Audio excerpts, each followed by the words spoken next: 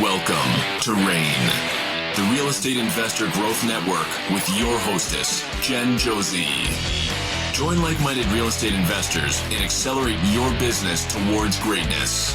You will hear step-by-step strategies for success, interviews with real estate rock stars, and we will dig deep into past projects where we bear it all, including the good, the bad, and some just plain ugly.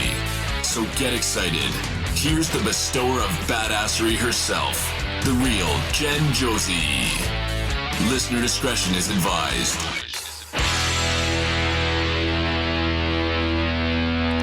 Hi, and welcome back. I'm Jen Josie, creator of REIN, the Real Estate Investor Growth Network. Whoop, whoop. On today's episode, we have a guest that will be sharing their badassery. But before we begin, here's today's badassery bestowment, my little badass gift to you. Today's topic is sizzle features. When you are designing your flips, it's always smart to add a sizzle feature. A sizzle feature is something that will set your house apart from the others to entice buyers. What's great about sizzle features is that they don't have to be expensive. One example could be a built-in safe in the master closet. They are attached between two studs and can cost around $50. Another could be a pot filler over the cooktop. When the cook of the family walks into that kitchen and sees it, they start to imagine themselves preparing a huge Thanksgiving feast in their new kitchen, thus increasing their desire to submit an offer. Some more sizzle features could be faucets that light up when the water's running, a laundry chute from the master closet to the laundry room, original glass doorknobs repurposed as coat hooks, toilet paper holders with a built-in cell phone tray, motion-censored under-cabinet lighting, and more. The point of a sizzle feature is that when the buyers are making their decision to purchase a home, yours may be bumped to the top of their list because of that cute little window seat or the dog bowls built into the cabinets. So, whatever you choose as your sizzle feature, it will increase the value of that property, especially in the mind of your buyers. Now, on to today's episode of the Real Estate Investor Growth Network podcast. We have with us John Blackburn. John is a husband, dog dad, and athlete. He's a 17-year veteran of real estate investing and proudly boasts that he still has all his hair. John is focused on buying long-term rentals to create financial independence for himself and his family. He is also committed to helping 100,000 people find their own version of financial independence through coaching and training them how to successfully invest in rental properties. It is my personal goal to increase our rental portfolio, so selfishly, I can't wait for this interview. So welcome to the show, John Blackburn. Thank you. I'm super excited to be here and very appreciative you've had me on today. Absolutely. And, I was saying when you first got on, man, you are tough to look at. That's all I got to say. So thank God you all, this is just audio because, man, ugly, if you ask me. I'm just saying. As my mom used to say, I got a voice for radio, right? Well, John, I am a huge fan of yours. We've been Facebook friends for a long, long time, and I've been following you. I know your wife, Christy. She is one of my coaches, and I absolutely adore her. And I know all of the success that you have given to other people, built their success through rentals, and I can't wait to get through this episode. But before we begin, you mentioned you were an athlete, and I just saw on your Facebook page you just completed a challenge with Jesse Itzler. What was that all about? Yeah, it was a blast. So it's called the 29029 Challenge. The number, which is 29,029, is the vertical height in feet of Mount Everest. So Jesse and two of his business partners holds, I think it's 5 events this year at different mountain locations around the country. And basically you show up and you have 36 hours to hike that vertical distance of Mount Everest. So for example, I was in Utah, Snow Basin, Utah, and it took me, it was 13 round trips. of the mountain, hiked it, ascended 13 times in order to hit 29,029 feet. So that's what I did for 36 hours. I finished, I think, with 73 minutes to spare. So it was quite the. You did it in 36 hours? Yeah. Yeah, well, 35 hours 35 technically, but yeah, exactly. Oh my gosh, wow. Well, I have trouble getting up my stairs, if that tells you anything. So that is that's very impressive, John. Wow. So we're not here to talk about your athleticism, let me just say, but I know you from an educational program that I owe a lot of my success to, and you were just a superstar, and now you've broken off and created your own course and everything. And I love that you take it back to basics, because I've been in this long enough where I just start like zipping through, and I've been interviewing people doing commercial properties, etc. But you just start from ground up, and so good at how you educate. I'm a former school teacher myself, so I truly appreciate how you teach people. And I'm just looking forward to just diving right in here. But how did you get involved with real estate before we do that? Yeah. So, going back 17 years, I was, I think, either a sophomore or junior in college. And my best friend, Chris, at the time, he'd been my best friend in high school. He had gotten his real estate license. His mom owned a loan brokerage. His dad owned a title company. They were going to open a real estate agency, kind of to be a one-stop shop for all your real estate needs. And he suckered me into getting my real estate license as well too. So, I was driving Miss Daisy around on Sunday doing showings and open houses and all that fun stuff. And that's where it happened. And then I graduated college in 2008, 2009. We know what the real estate market looked like at that point in time. The world was falling apart, at least we thought it was. And that kind of pushed me into the investment world, because no one was buying houses. No one had loans to buy houses. So, how else could you figure out a way to make money in real estate? And it was, either buying and holding, because rentals were so hot back then, or doing some retail flips, because you could buy homes so cheaply. Yes, very, very cheap. Yeah. Whew. And do you think we're going to see something like that in the near future? I think everyone's a little too worked up at the current moment, in the sense that, we first need to look at, this is my personal opinion, right? Is personally, I think it's been a supply and demand issue versus a credit and mortgage issue, which is what it was last time. So, we look at inventory levels, and we've been, at 1 to 2, maybe 3 months worth of inventory, where a healthy real estate market sits at 6 months worth of inventory. And, people start overpricing their properties and rates are going up. So, everyone's freaking out because they're not getting 46 offers within 24 minutes, right? When in a real estate market, the house should sit on the market for 30 or 45 days. You probably shouldn't get the price that you listed it for. It's why it's called a negotiation, right? So that's a healthy real estate market. And, what I'm excited about is, I think we will see some price decreases, but the price decreases are just based on people overpricing their houses. Right. And we as buyers are going to start to have the opportunity to find good properties, especially rental properties. They're just sitting on the retail market that, aren't going for above asking. And I think it's funny. I see all these people, freaking out about what's happening. And it's like, well, all these quote unquote buyers are now scared to buy when it's turning into a buyer's market, right? Let's stick to the game plan here. Well said. And just like back in 2008, when the bubble burst, you were saying how rentals were such a great opportunity. And I think that's happening right now as well. Do you agree with me? 100%. As the market starts to loosen, right, and we start to have the ability, one, it's going to be easier to buy properties. As interest rates increase, guess what?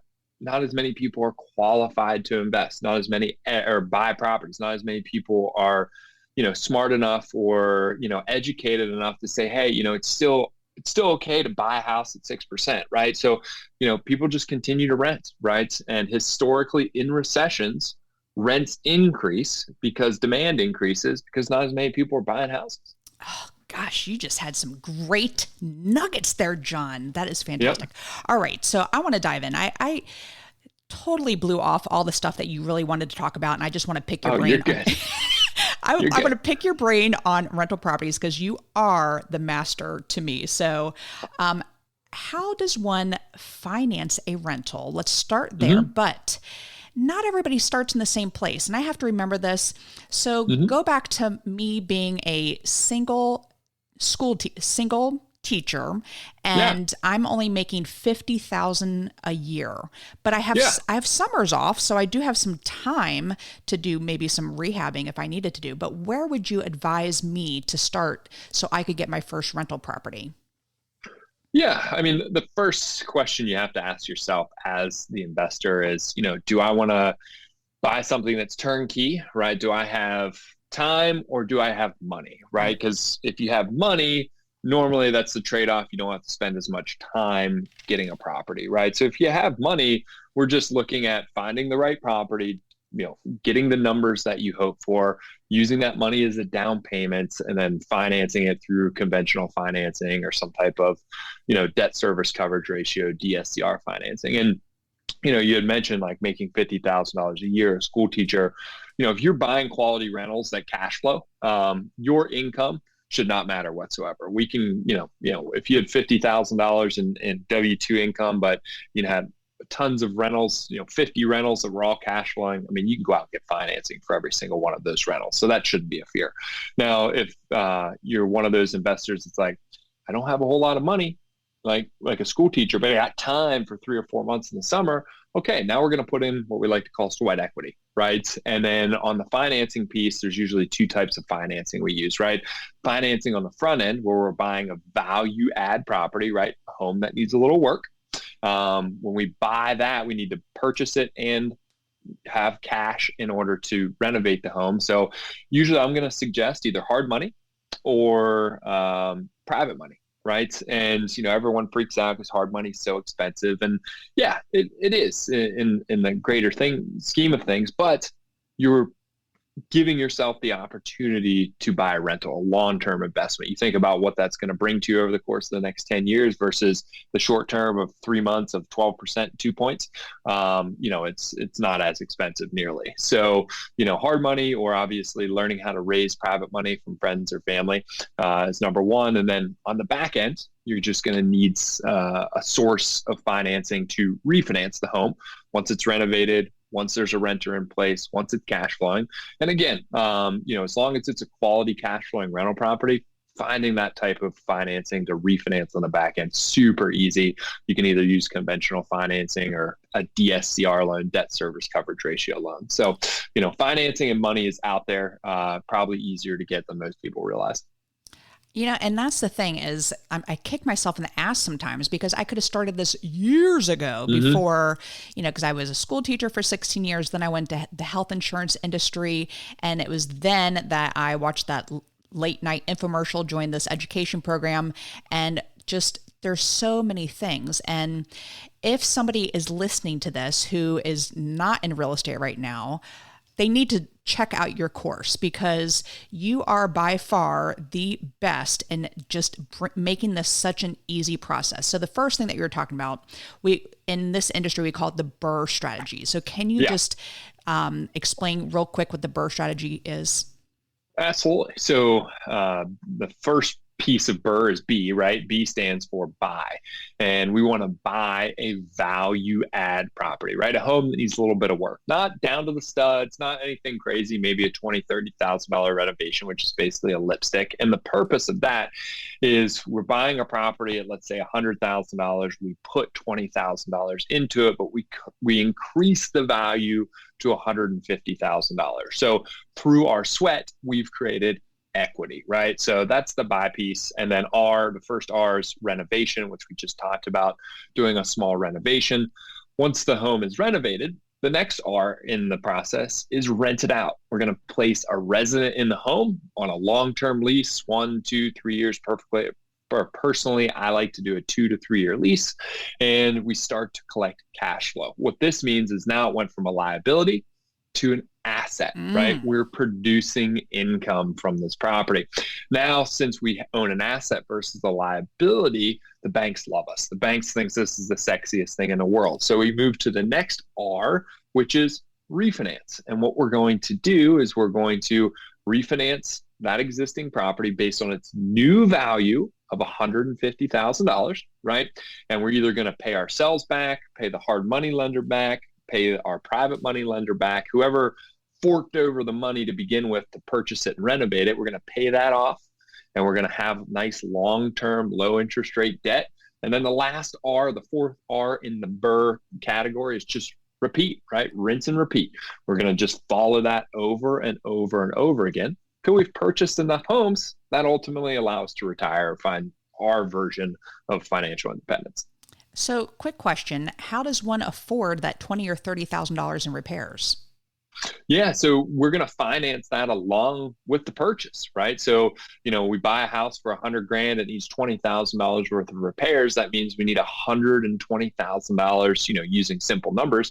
We're going to seek that amount in the financing that whether we're going to a hard money lender or a private money lender or using a home equity line of credit we have on our house or whatever. And then lastly, on this first topic here, can you make money when you refinance it?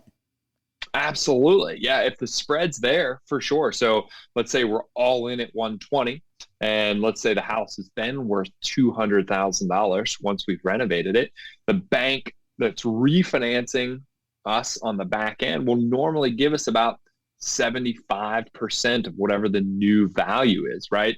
So 75% of, $200,000 is maybe 150, right? Or whatever that number looks like. So yeah, we can take home $10, $20, $30,000 pretty easily. And for me personally, it happens a lot with a lot of the rentals that I buy, renovate, refinance. I'll walk out of there with a few $1,000s in my pocket for sure. This is why you're so good at this. I love hearing you talk about it. All right. My next question is, how do you pick the market? So when I was first teaching, I was in Fort Lauderdale, Florida, South Florida. We'll just say South Florida. Home prices are very expensive down there. So do I have to buy in that area? Like, how do I pick a market?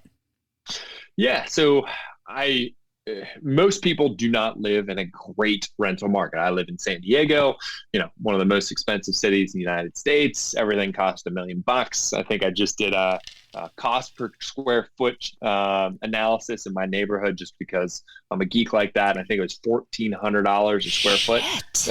You're not going to get any. You're not going to get any good rents or good cash flow in neighborhoods like that. So I have to look elsewhere. For me personally, I love the Midwest because rents are high, home prices are still relatively low. I use a very scientific method to find what markets I want to invest in. There's really kind of 6 check boxes that I look for in a market. I start with, state laws, right? Are the states investor friendly or are they renter friendly? Obviously, we want something that's investor friendly. And then once I determine that, then I'm going to move on and start looking at the cities, right? And I'm looking at how well the economy is performing in the city based on the GMP metrics. I'm going to be looking at rent to price ratio. How much rent can I get versus how much the house costs, right? I'm going to look at the average cost affordability index, right? How cheap is it for the average person to live in that city? Because the cheaper it is for them to live in that city means the more discretionary income they have, meaning the more they can pay in rent and still live a good life, right? Looking at demographics of renters versus homeowners, right? I like investing in predominantly homeowner neighborhoods, right? Areas that have a high value of living, right? So, there are all these different metrics I'm looking at in order to make a determination on where I'm going to invest. But yeah, predominantly Midwest is kind of my focus, just based on, the overall laws as well as cost of living. Wow, that is a lot. And so you determine, say, Columbus, Ohio, for example, that you want to invest there. How do you find and then analyze the properties from your living room in San Diego? Yeah, I mean, the beautiful thing is everything can be done virtually today, right? So if we didn't know it already, COVID taught us it. And from an analyzation process, right? We have all these online tools like Zillow or, auction.com, wherever we can go to get property information. I use a specific set of property calculators, I like to call them, to analyze the properties. And then in terms of finding the homes, that's one of the things we talked about earlier in the call. I'm super excited to see more and more properties stack up in the market because, for the last couple of years, we could only make off-market deals work. But soon enough, we're going to be able to make on-market deals work. So I'm super excited about that. But there's all these websites out there like Sunday.com, REI Referral Network, Investor Lift, where all these tech guys came together and said, hey, how can we connect wholesalers, right? Not only property sellers, but wholesalers from around the country together. And now, you can find off-market deals that are locked up in contract, that are value add, that wholesalers are selling at a discounted price anywhere in the country, right? And you just go to these websites, set up your searches, get emails on a daily basis of properties. And, I tell every new investor, it's all about just making offers, right? Whether you like the price they're offering at or not, just make offers, make offers, make offers. So right now in this world of tech, super easy to do it. Wow. And I have never heard of any of those websites. Say those websites one more time. So we have Investor Lift, probably the largest wholesale networking website in the country. We have Sunday.com. We have REI Referral Network.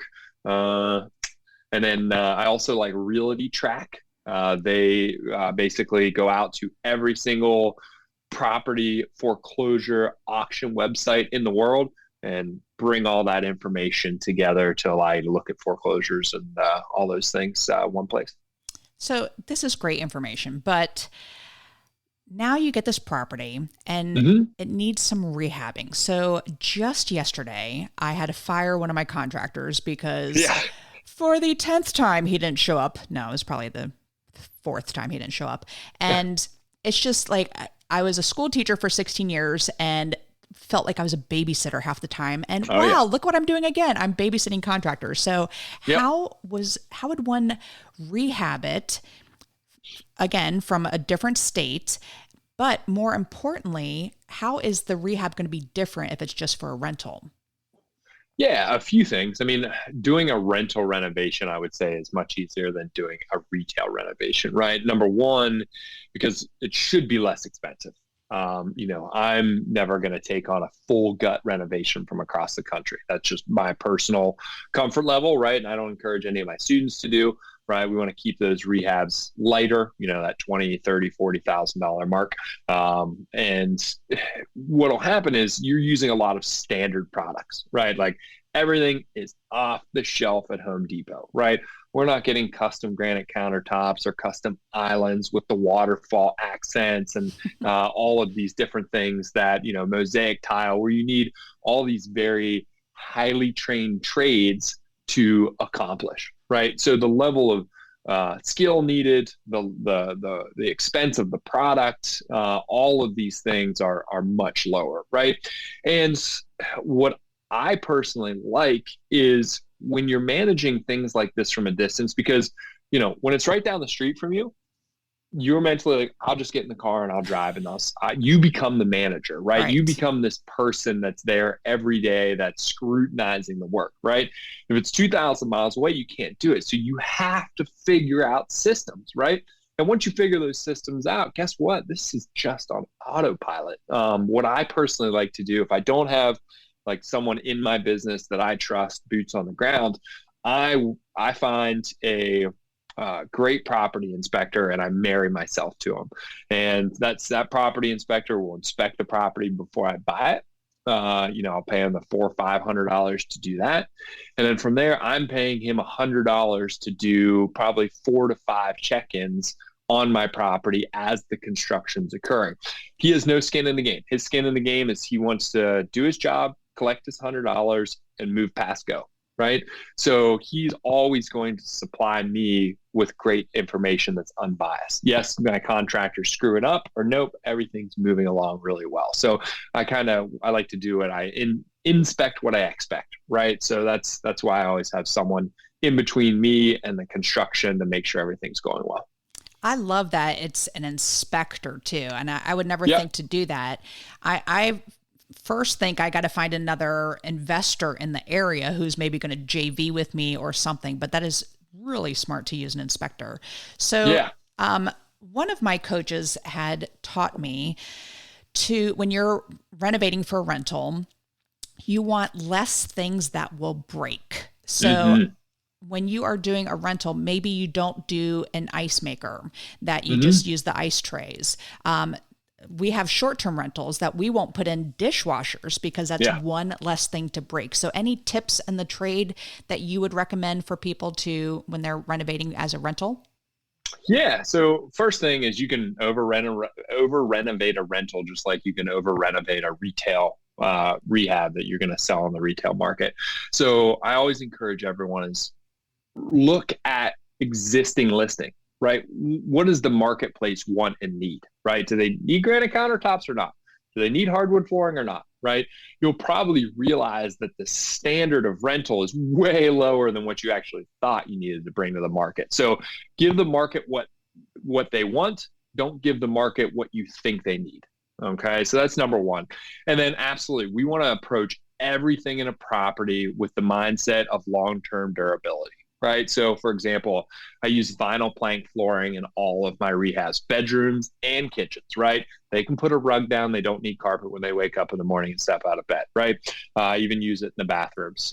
We want to use things like Formica countertops, right? We want to do things like do epoxy spray on all the cabinets and all of the bathroom tub surrounds and things like that versus replacing cabinets, right?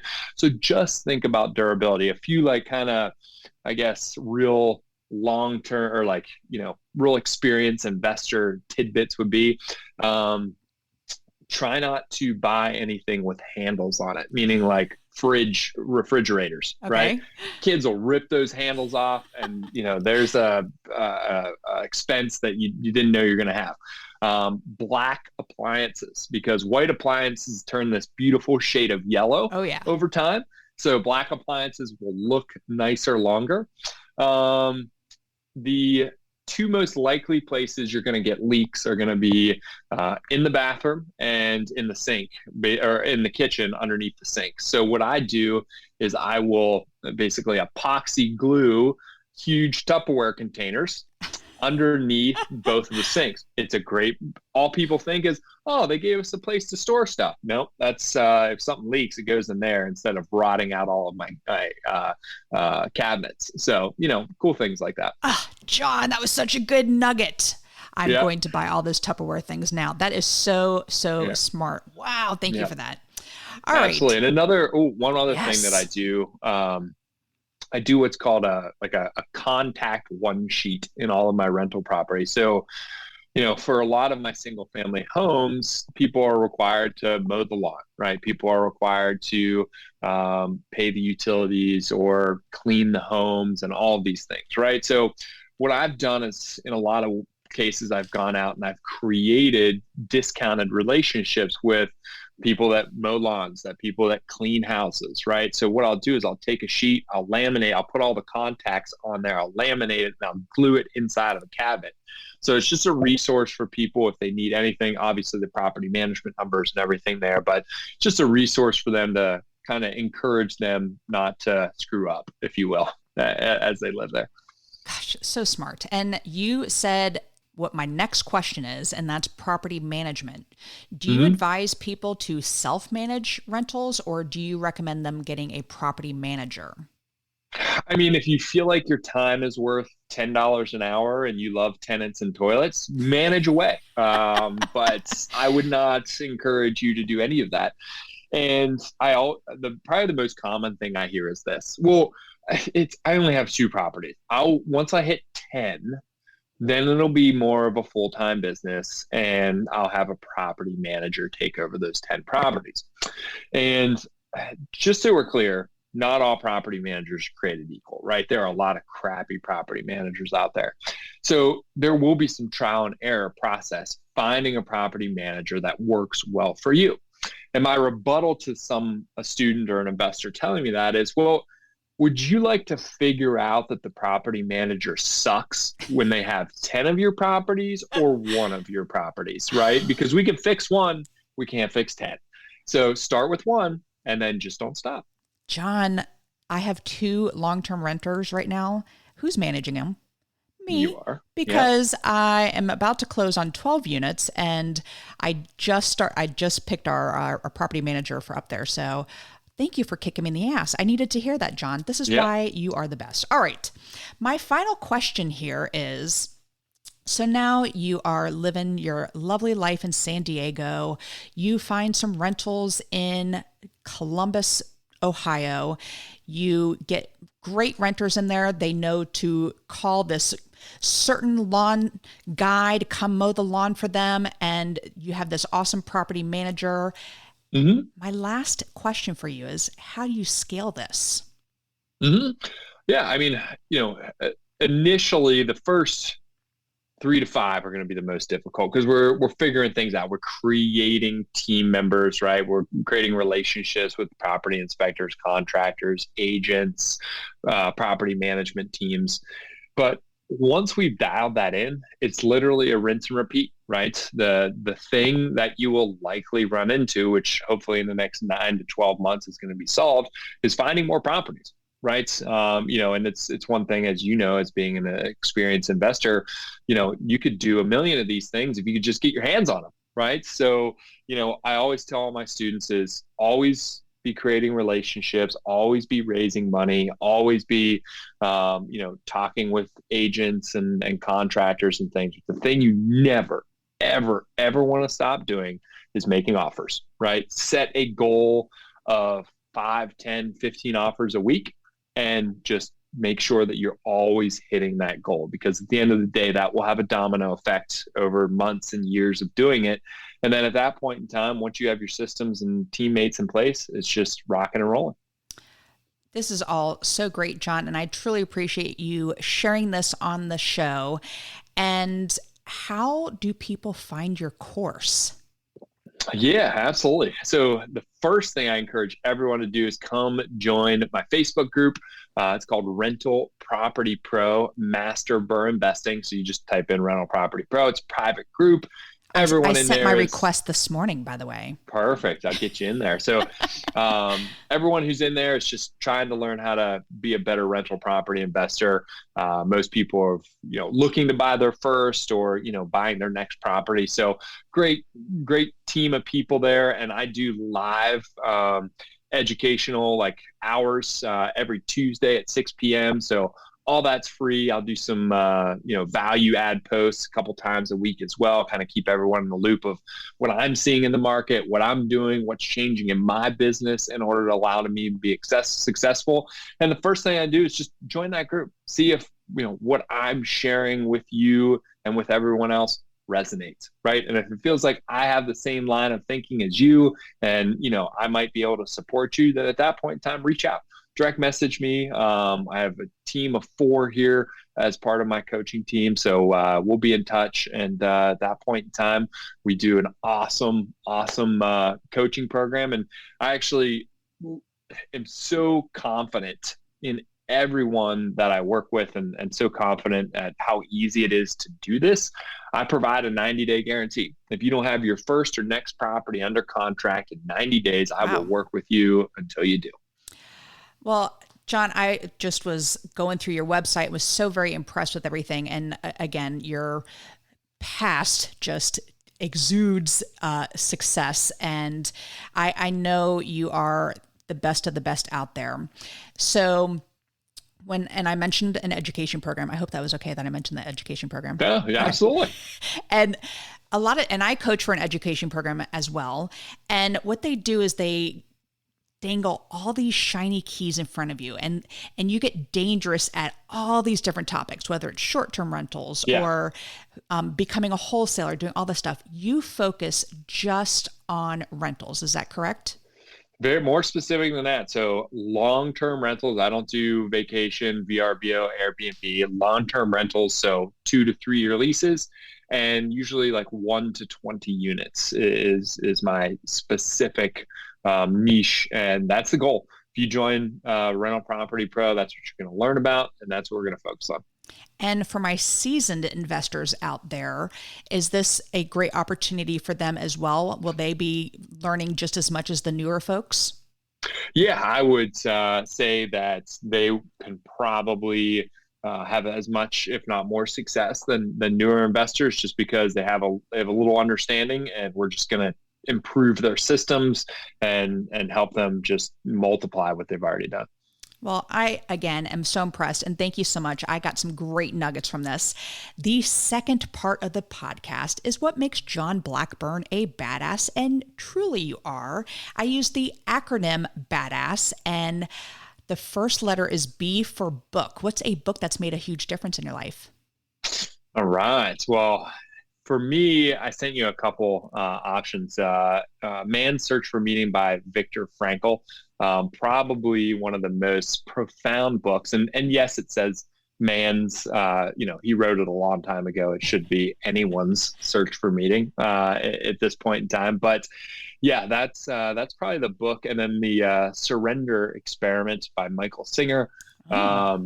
Just spectacular about he took a very interesting path in life. And, he was hippie from the 60s and 70s. That's how he loved his life. His biggest passion in the world was meditating. And he would meditate for the majority of the day. Like we're talking 10, 15, 20 hours in a day. Goodness. And he just surrendered to what life brought him, because that's what meditation taught him. And he became one of the most successful business people in the United States, just allowing what came to him to serve for him versus against him. And I just always love that message, for sure. So good. And I meditate almost every day. There are some days I skip it, but I feel it when I skip my morning meditation. Right? Yeah. But I'm telling you, it's a struggle sometimes just to get through 10 minutes. So I'm thinking it's a practice. It is will a practice. Always be a practice, for sure. Definitely. All right. The first A in badass is advice. What's the best piece of advice you've ever received? The best piece of advice I've ever received, as a self-proclaimed mama's boy, which I am, I would say it's, she used to always say to me, like, hey, just want to make sure you're happy, like do it if you're happy. And, the older I've become, the more, you think it's just mom checking in on you, when in actuality, it was, probably one of the most beautiful pieces of advice I've ever gotten, because if you're not happy in what you're doing, then you shouldn't be doing it. And I like to give myself a timeline, like, hey, okay, like, I don't really enjoy this right now. This doesn't make me super happy. Like, let's check in 30 days and see where I'm at. And if it's still the same, we're going to stop doing it unless something's changed, because life's too short to play a game where you're not fully loving it. Well, Mama is a smart lady, and it makes me happy just to know you are a mama's boy. That is lovely. All right. The D in badass is drive. What drives John Blackburn to be successful? One is family. I've spent a lot of my time, a lot of this coaching program has come to fruition because of helping, my family create their own rental portfolios, find their own version of financial independence. So family is a big piece of it. And then two, living on my own terms, right? Having the ability to, I was having a good conversation with a friend the other day who's also an entrepreneur. And I said to him, I was like, can you imagine not being able to just go get your hair cut in the middle of the day? Like, how crazy would that be? So, living on my own terms. To ask for time off to go get your hair cut. Hey, can I get my hair cut or go to the dentist? Like, I just go, right? Like, it would blow my mind. So yeah, living on my own terms. Oh, goodness. Yes. My husband is doing some temporary contract work because we need to refinance this property next door. So we need that W-2 income in there for just a hot minute. And so, but we have a closing Wednesday and he's got to ask for time off on Wednesday. And it just was, gave me the chills. Anyway. All right. The second A in badass is aspiration. And by the way, thank you, Vance, for you going and getting a W-2 instead of me. So I'm just going to throw that out there to my husband. Yes. There you go. All right. So the second A in badass is aspiration. I'm a big goal setter, and I am curious, what is a goal you are currently working on? Yeah, so really two, in terms of, I set up like monthly, quarterly, yearly goals, but like if you were to say more of my big picture goals right now at the moment, there's really two. My goal in the next 5 years is to buy 200 rental properties. So that's kind of one devotion I've made to me and my family. And the reason why is, you get sidetracked a lot with, wholesaling and renovating, retail renovations and stuff like that. I just want to get back to what I really love and put the majority of my time into, which is buying rentals and investing in that way. So that's goal number one. And goal number two with my coaching course is, I set the $100,000 person goal of, helping 100,000 people find their version of financial independence, whether it's creating $1,000 a month in income or, $50,000 a month in income, whatever it takes for them to feel like they've gotten to where they want to be financially in life, so they can focus more on what they want. Well, I don't see that being a problem at all, because and let me put it this way. There are so many people out there that are great at buying properties and flipping them, doing the BRRRR strategy, whatever it is. But then you have to have a special gift on being able to teach others. And you truly have that gift. And just those listening to this podcast going through, it's very obvious that you are gifted and you are so good at taking people along for this journey. So, thank you. I do not see you missing that. I see you going way past it. All right. I hope so. But we'll start there. Enough ass kissing. All right. So this next one is a great question, because I'm big in systems. So the first S in badass is systems. What systems do you have in place to help you achieve success? So, obviously there's a lot of business systems that I have in place, but for me personally, I operate my weeks like I operate renovations, right? In terms of project management. So I've used Trello in the past. I use ClickUp now, which are like, CRM project management type softwares, are either free or super cheap. And what I will do is I will separate my weeks into days, so Monday through Friday, as well as over the weekends. And basically, it's a place for me to brain dump. You ever sit at your desk and you get overwhelmed because you're like, I got to do this, I got to answer those emails, I got to, call that contractor, I got to do this, this, and this. As those things come up, I just dump it into a section in ClickUp. And, at the end of the day, that allows me to just move on with some clarity. And then at the end of the day, I go back and I'm like, okay, what was really important? What wasn't? And then what was really important gets sectioned out into Monday, Tuesday, Wednesday, Thursday, Friday.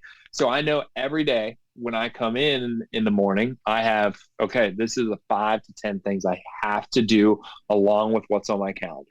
Right. And that always allows me personally to move forward, financially, in business. And it just allows me to get things out of my brain, get them in front of me, and then also hold me accountable to getting them done. So that whole ClickUp thing, that was one of my sitting at my desk and being so overwhelmed with stuff. And I did put it on a list, and that's where it still remains, is on a piece of paper on my desk to check out ClickUp. So thanks for using that. ClickUp will help get you off that list and moving forward. It's literally right there on my desk. Check out ClickUp. All right. The final S in badass is for success. What does success mean to you? Yeah, it kind of goes back, I think, to what drives me to be successful, right? And I think as an entrepreneur, we get into this, at least for me, I think a lot of entrepreneurs, it fits. We get into this game because, we want to make a lot of money, right? And the older we get, the more that we do it, the more that we chase it. We realize that money actually wasn't the real reason. It was initially, but that changes. And you also realize that a lot of people around you who are entrepreneurs or, even 9 to 5 people, they do it because money's a necessity, but it's not really what they want to do. Right. So for myself, it was freedom to make life choices. Right. That was really the reason why I wanted to do it. I wanted to spend time with my family when I wanted to spend time with my family. Right. I wanted to go and travel and explore and do that when I wanted to do that and not need to get permission. Right. And I wanted to build something for myself. Something that may have the opportunity to be passed down to my kids, or may not. It's up to the world to make that decision. But in Viktor Frankl's book, in Man's Search for Meaning, one of the most probably profound lines that he talks about in that book is the one thing you can never take away from a man or any person is their ability to make a choice. Now, their choice can get them killed. Their choice can put them in a very poor situation, but you can never take away their ability to make a choice, right? And I think entrepreneurship and all of that just allows me to always make choices that are in my best interest and my family's best interest versus someone else's. So for me, that's what defines success. Well, I am grateful that I had the choice to get you on this podcast, and you were fantastic, John. I truly appreciate your time. I know you are a busy, busy man, and I truly thank you for being here.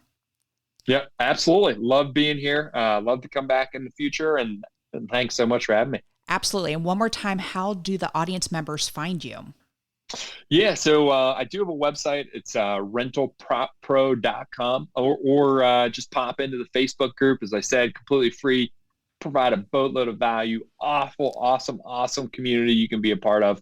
And if you just go to Facebook and Google Rental Property Pro and Master Burr Investing, you'll find it. Well, John, thank you again. And that is all. Thank you for listening. And we will catch you on the next episode.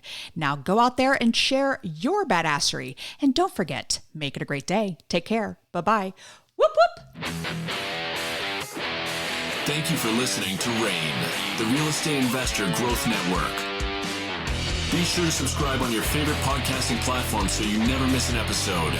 If you need more badassery, you can follow Jen Josie by visiting therealjenjosie.com or become a member of RAIN by registering on rainmastermind.com.